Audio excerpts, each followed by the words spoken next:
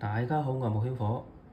今日咧想講嘅人物咧就係咧喺網路上咧就睇到一個網主啦，分享咗咧佢一個可能係客人啦或者朋友嘅八字啦。因為咧佢都擺咗喺一個公開嘅社交平台上面啦，所以咧係人都睇到嘅。我就引出嚟啦，同大家分享下佢呢一個網主所講嘅嘢啦，因為我覺得佢講嘅嘢係有啲邏輯上嘅問題嘅，值得大家留意啦。咁好啦，講翻啦，呢個咧佢就話咧佢段文字上就話咧呢個命主咧嗰個前運係唔錯嘅。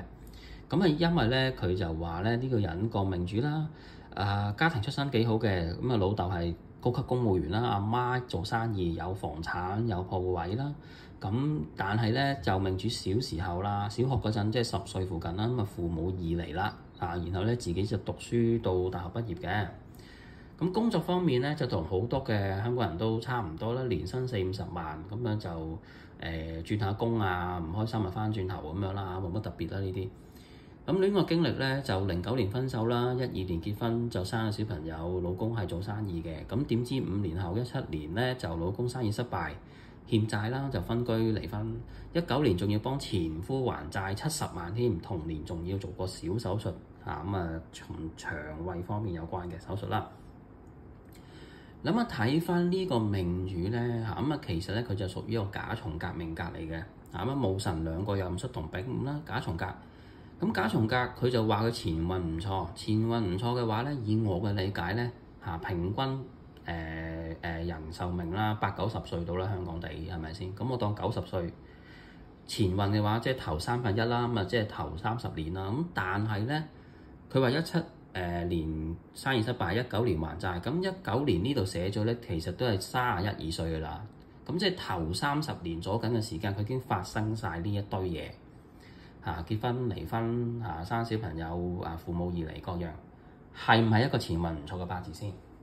算唔算前運唔錯先？發生咗呢堆嘢之後，大家覺得嗱，因為睇翻咧，如果佢甲蟲格咧，前邊兩柱咧就行金嘅，甲蟲格用木火嘅，用木火就唔要金嘅所以如果前運唔錯，金係起運嘅話咧，呢一堆嘢咧就應該唔會發生嘅首先應該個邏輯係咁樣嘅。係咪先？點解咧？2012年就壬辰年嚟嘅，壬辰年咧就辰戌衝，就動咗夫宮嘅，所以有結婚意象有結婚嘅想法或者執行嗰樣嘢嗰個想法辰戌衝。本身自帶都辰戌衝㗎，所以其實呢個人自己個姻緣方面咧都係容易變化嘅容易冇變有或者有變冇咁解，就叫容易變化。17年咧，老公生意失敗，欠債，分居離婚。17年咧就係己未年嘅第一年，己未運嘅第一年。而佢結婚就12年，12年就屬於庚申運嘅，庚申運就行印，印就係呢個命格嘅忌運嚟嘅。印咧就會帶壞官殺，女命官殺就係老公伴侶，所以個印帶壞咗個老公伴侶，即係話20歲至30歲呢段時間結婚，個老公就算本身乜都有，都變成乜都冇因為佢會帶衰個老公，佢個運顯示到個老公冇運行，就會同呢個女士喺呢段時間結婚啦，明唔明？所以呢個女士咧就唔應該喺20至30歲時間結婚嘅，因為一定冇好收場㗎最好30之後會好啲啲咁解。呢個係一個好大嘅證據咧，證明佢前運係非常錯，就唔係前運唔錯嘅。同埋都咧進一步去證明推算到呢個人點解係一個甲蟲格咯就唔會用金嘅。如果用金咧，印係身旺官殺咧，係幫官殺，係一個幫夫嘅運嚟嘅佢老公應該會發大達或者揾好多錢，生意越做越好咁解嘅，就唔會調轉又離婚又成㗎。清楚？呢度已經講咗佢前邊係有問題嘅個邏輯上然後咧就去做手術幫前夫還債各樣。因為個忌運未完啊嘛，去到個己未嗰度，己未都麻麻地㗎咋，不過好過庚申咁解咯所以己未嘅時間結婚咧會好過庚申個時間結婚嘅。當然講緊就係話佢本身辰戌衝咧都係衝夫宮、事業宮同埋佢自己嘅姻緣嘅，全部衝晒嘅。咁所以呢啲嘢都容易變化啦，係嘛？做嘢容易，唔開心又翻公司啦，翻去舊公司啦，或者嗰個崗位經常轉變啦，或者佢嘅工作經常要跳嚟跳去、走嚟走去啦，或者成日轉工啦，或者冇份工做得長啦，總之就變啦，因為佢 keep 住個原局就帶住個神率衝啊嘛，就衝埋嗰個老公星喎，係咪先？呢個率就代表老公喎，神率喎，所以姻緣容易有變冇用，冇變有就係咁嘅意思咯。仲要兩處伏吟一樣喎，所以呢個人嘅人生本身咧都比較多變化變動㗎，坐唔定嘅，冇得停嘅。佢想定嘅時間就偏偏有嘢令到佢要喐嘅，無論係各個方面都係咁樣。呢個就係佢嘅人生。甲蟲格，但係佢都有啲嘅佢係叻嘅，佢唔係一個傻仔嚟嘅，一啲個女士啦，唔係一個傻女啦咁嘅意思。所以佢揾錢方面咧係都唔會太差即係年薪40-50萬啦，中間啦又唔係太衰，但係好好又肯定未到啦咁嘅意思咯。而咧佢呢個嘅甲蟲格咧，其實咧往後先至會變得好嘅小時候咧個運一定係差嘅，全部都係金。然後咧後邊40歲50歲呢啲戊午丁字咧，佢會開始感覺到係會好轉嘅。但係咧如果佢之前佢有做到一啲風水命理嘅動作咧，咁佢前邊呢堆嘢嘅發生嘅可能性就會減低好多，或者即使發生咗個傷害對命主都會減低好多㗎。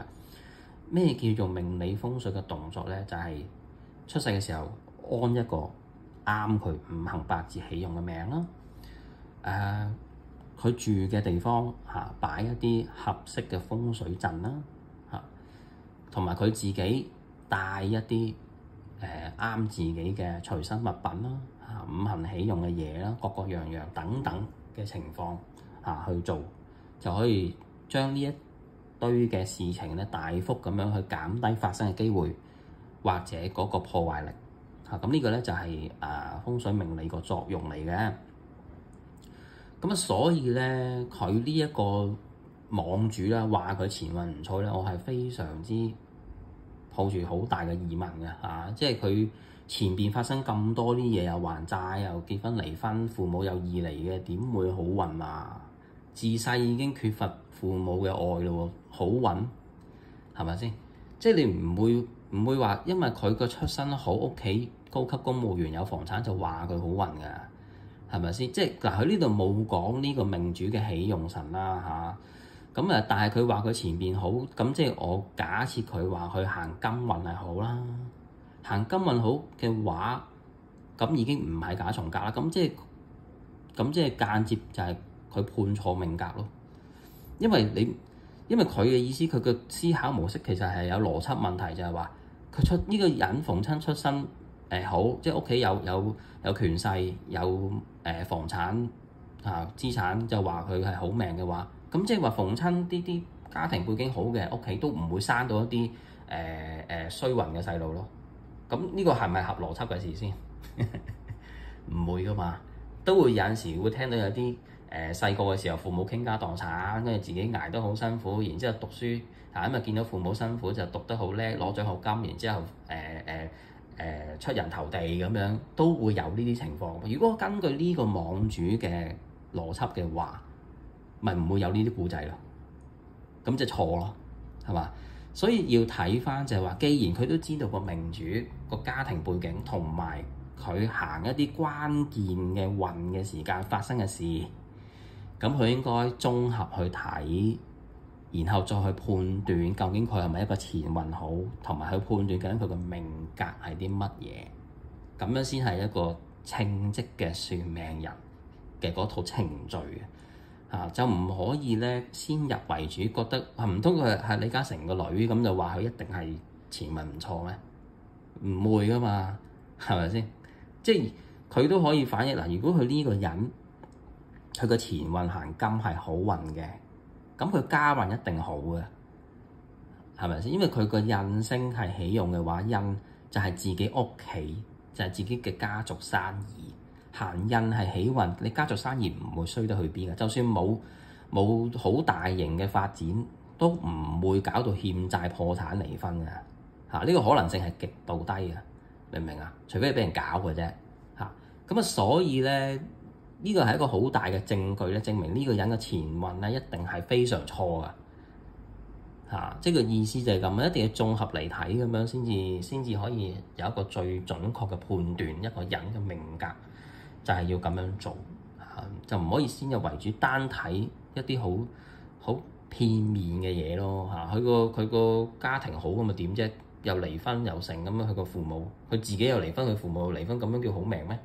又要幫前夫還債，仲要做手術啊！即係做手術算啦，佢啲又唔係啲咩大手術，都係小事啦。但係要幫前夫還債嘅喎，老公搞到生意失敗各樣喎，係咪先？佢肯定2012年開心到震啦，點鬼知5年後都唔係好耐啫嘛，就已經搞到咁啦。嗰個變化係好大啦，就係話神出沖變化大。由有變冇，由冇變有，係一瞬間嘅事嚟嘅咋。5年佔一個人生好短，眨下眼就過，就已經發生咗咁多嘢，仲要自己養個細路添。你哋幾咁大鑊啊？咁樣都叫前運唔錯？呢個邏輯超錯啊！呢個網主係啊，即係所以咧揾師傅咧要小心啲。如果我唔知呢個網主係咪師傅，淨係純粹一個朋友咁樣就話佢前運唔錯啦嚇。咁你通常揾人算命嗰個人應該會教你點樣去改善你嘅運勢噶嘛，係咪先？如果佢連呢步都做唔到，咁就即係等於廟街收你2嚿水，噏幾句就叫你走嗰啲嘅啫，係咪先？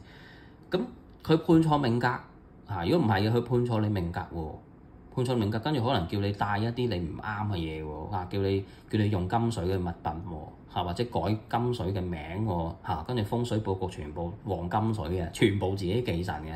咁啊，真係多謝佢啦，呢啲係咪先？咁之後頭先我話啦，2027、2037戊午丁字好運啲嘅，都俾佢搞到冇運行啦。咁佢咪更加確認到，哎呀，原來自己前運真係幾好嘅，因為而家揸兜啊，喺個橋底度揾食啊，即係咁樣，佢咪會覺得呢個人講得啱咯？但係其實呢個人係整蠱佢一世啊！呢個就係呢個人嘅邏輯就係咁樣咯，其實就係明唔明啊？